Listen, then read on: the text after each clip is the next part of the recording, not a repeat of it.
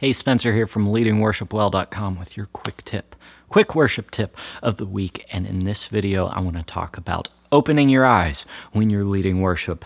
Very important.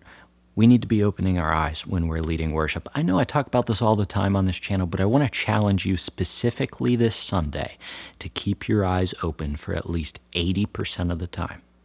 Just keep your eyes open and look at the people that you're leading. It's not creepy, I promise.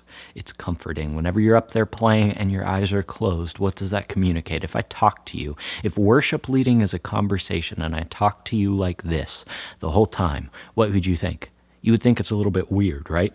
What we communicate when we close our eyes is that, hey, this is my time. It's just me and God right now. This is a personal worship experience for me right now, even though I'm the worship leader.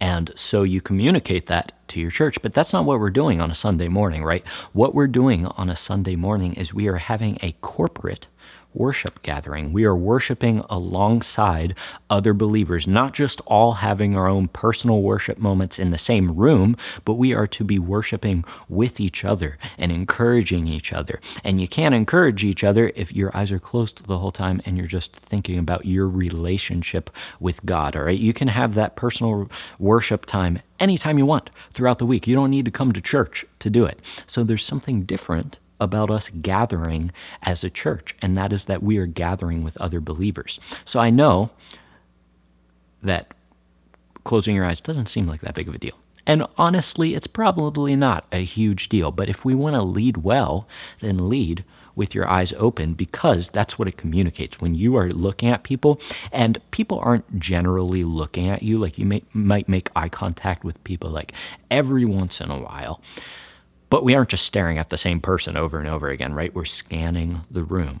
And that is communicating subtly that, hey, we are in this together. This isn't just my time with me and God, and I'm just here modeling personal worship so that we can all have our own personal times of worship in the same space. When you open your eyes, you're modeling, hey, we're in this together. So that's the first thing that it does. It also allows you to see the people that you're leading, and you see if they're following along, right? Imagine if you were a leader leading a hike up a mountain, and you said, hey, everybody, thanks for joining us today. Let's go on a hike this morning. And you took off towards the top of the mountain, and you're running, and you never look behind you, and you get to the top of the mountain, and you're the only one there, because nobody knew where to take that one turn to get to the top of the mountain. That's what happens when you close your eyes. We are leading people on a journey, so we need to see where the people are at behind us or alongside us so that we can lead them appropriately. Maybe they aren't getting a specific line of a song and you see their face like scrunch up, or maybe they just look disinterested, and maybe there's a barrier holding them back from focusing on God in the moment that you need to address. You will never see those things if you don't have your eyes open and you're looking at the people in front of you. So the challenge for this Sunday when you lead worship is to open your eyes. Keep them open 80% of the time and closed only 20% of the time. Most people get that ratio flipped backwards. They have their eyes closed for 80% of the time and only open 20% of the time, but we want to flip that ratio and keep our eyes open way more than our eyes are closed, all right? It's not just your job. I know this is controversial. It's not just your job to model worship on stage. It's your job to lead worship. And just a quick aside, as I thought of it, I hear this term a lot, lead worshiper.